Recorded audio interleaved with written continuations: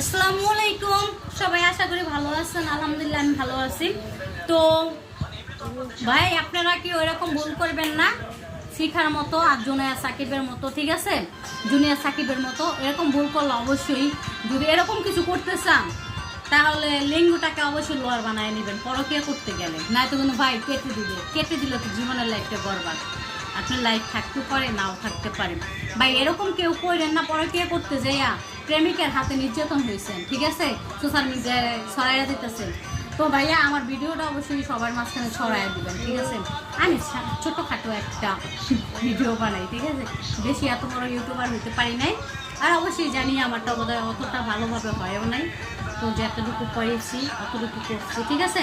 তো ভাই এরকম শিখার মতো কইরেন না, বোনেরাও কইরেন না শিখার মতো, আর জোনায়া সাকিবের মতো এরকম কেউ কইরেন না, ঠিক আছে? সাকিবের মতো যেরকম হয় তাহলে